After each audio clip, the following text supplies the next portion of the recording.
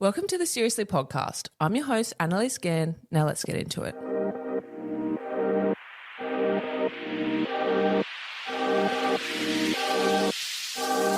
Welcome to the Seriously Podcast, where we make light of serious conversations with really interesting people. Taylor James is one of the biggest PR gurus in Perth, and guess what? She has a new business venture.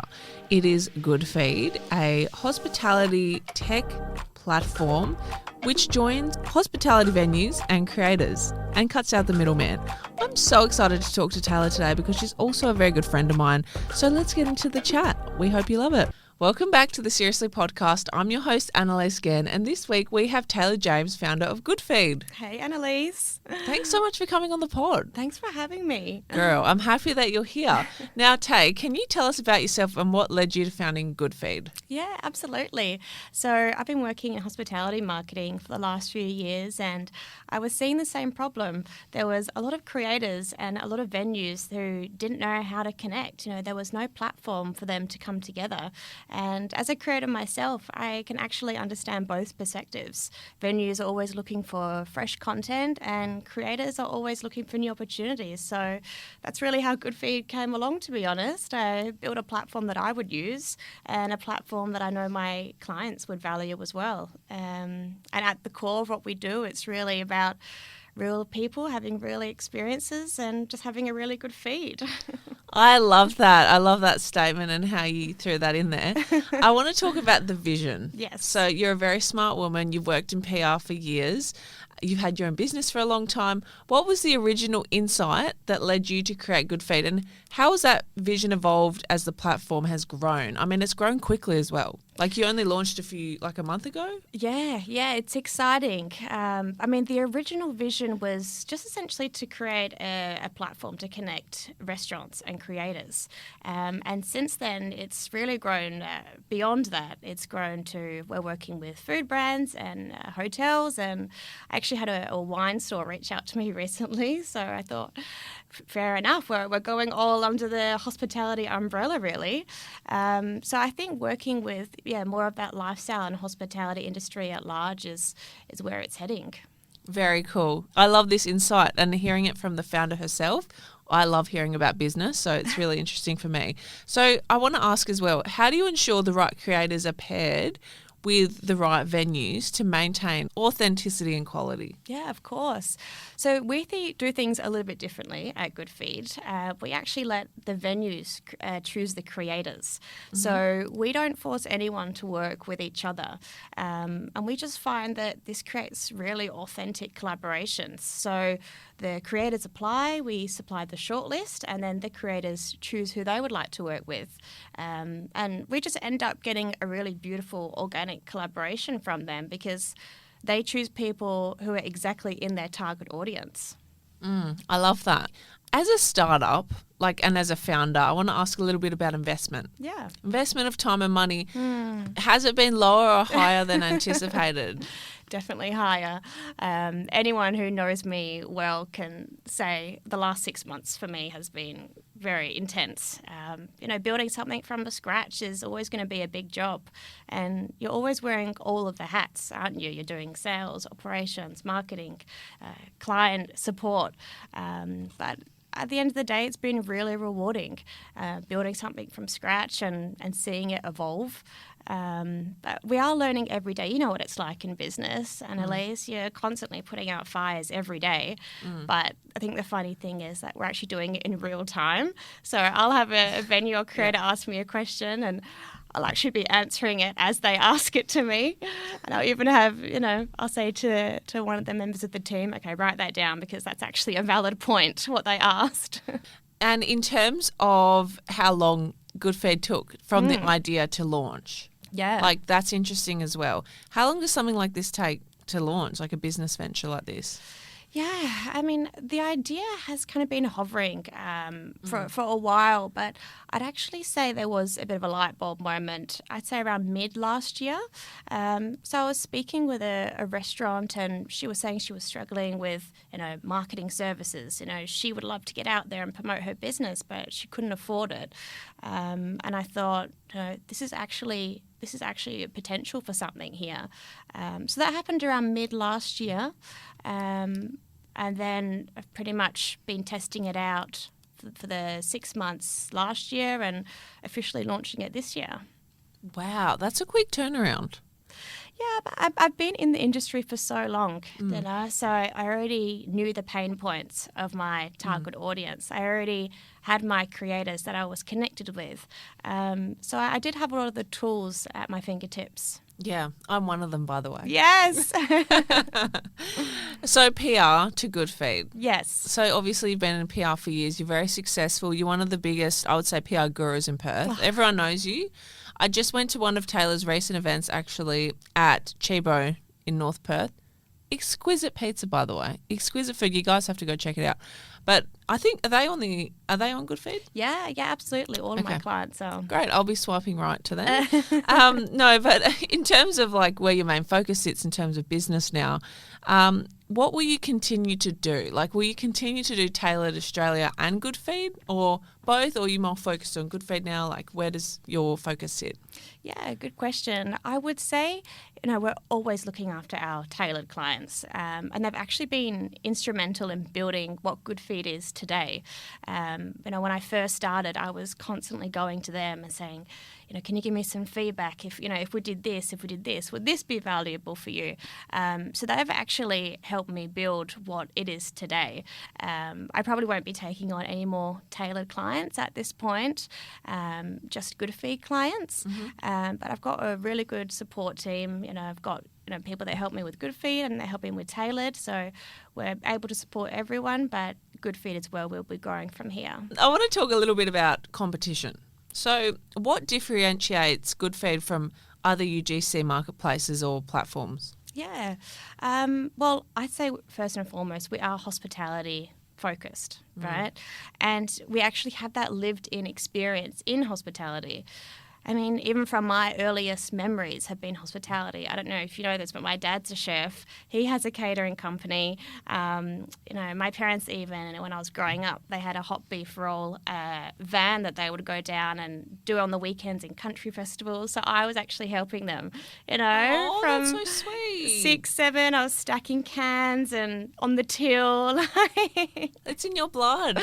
Seriously. So I feel like it's, really in my blood, in my veins, and even growing up and, doing the marketing for hospitality as I got older, I just have this newfound admiration and respect for the industry and how hard it is. And I think knowing the pain points really differentiates what we do. Obviously, having a bit of the creator background as well helps. And I'd also say micro creators. So yes, the micro creators is huge for us. So as long as you've got 1,000 followers, you can create good content, your audience is engaged, then you're more than welcome to apply to be a GoodFeed creator with us. Wow. Which is unique, isn't it? Because a lot of other platforms don't recognise that. Yeah, I love that. That's opening opportunity and doors for really talented people. Yeah, okay, they might not have like a big profile in terms of status or like where they sit in terms of, the social media hierarchy, whatever you want to call it, but they're still talented at what they do and they're good at what they do. And it's just real people, I love that too because it's authentic. It's mums, it's uni students, it's travellers, backpackers. Like one of our best creators at the moment is this Irish girl that's travelling around Australia and she's backpacking and she's creating the most amazing videos because she genuinely loves Perth. Wow. You can't get that excitement from a lot of people that actually live in Perth. No, from someone like me. Kidding. In terms of community building, so you talk a lot about community and what does a strong GoodFeed community look like to you in terms of Perth? And will you be branching out nationally? So a good community in Perth. I think what's so great about this city is it's a perfect test market for any concept, isn't it? It's all about word of mouth. You can get it around pretty quickly. You can be a big fish in a small pond. And our community is really... It's really about bringing these two worlds together, these creator worlds and venue worlds and seeing them harmoniously engage together.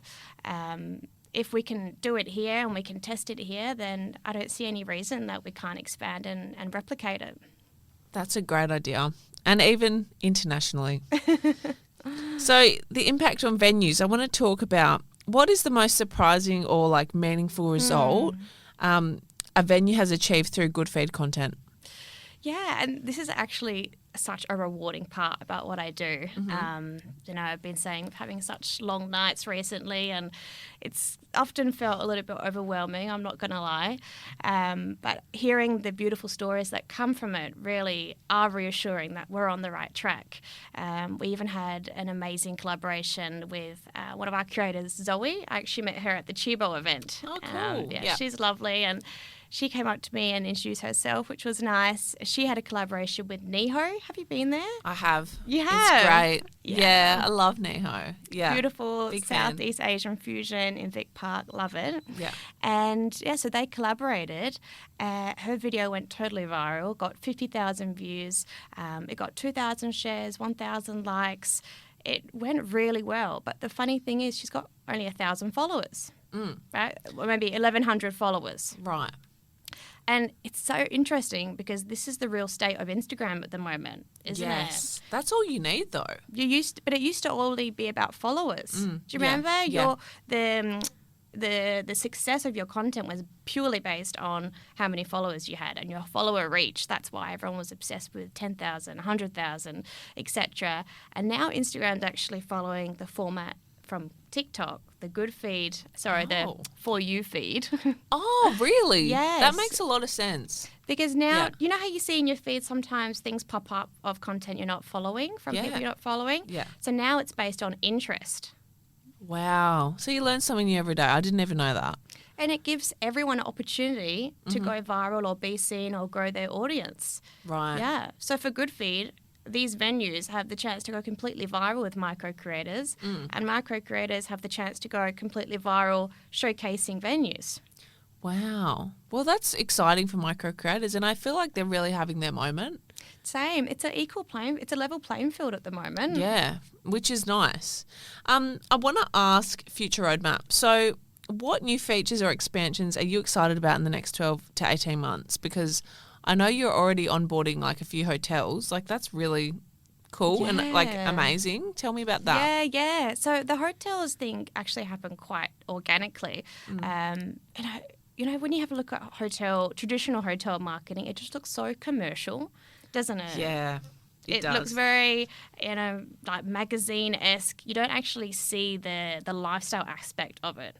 And people really connect with venues through other people experiencing it, not how the hotel might be marketing it. Do you know what I mean? So true. Like it needs to have that human effect. Yes. So they were actually getting interest from creators to apply, but it was never structured in clear briefs how we have it. So often speaking with them, I say, well, what do you actually want to promote? And they say, we want to promote the restaurant, we want to promote the rooftop bar, we want to promote the city central location. It's family friendly. All these things I would have never found out looking at their current Instagram or website. So we're actually creating the content based around what they actually want promoted. Yeah, it's so true. It's like you want to feel that human element in hotel content. I know when I even go to stay anywhere, like overseas or like we're going to Vietnam in 2 weeks. Nice. And I'm like, I wanted to look at the hotel, but there's nothing. Like, so it's a really smart idea. So congrats. Yeah, thank you. I think it's just how the modern directory is working, isn't it? Like if you want to go to any cafe, any hotel, any hair salon, anything, you look at the Instagram first. Yeah, it's UGC vibes. Like that's what you want to see as a consumer. Totally. Yeah. How exciting. Tay, thank you so much for coming on the pod today. Oh, thanks Any for final having me. last words about Good Feed or like where can people find you? Yeah, so basically Instagram, so Good Feed AU. But yeah, we're just really enjoying the momentum that we're getting at the moment. Just trying to keep an open mind about things and be open to opportunities. So watch this space. I love that. Thank you, Taylor, for coming on the pod. Thank you, Annalise. Anytime.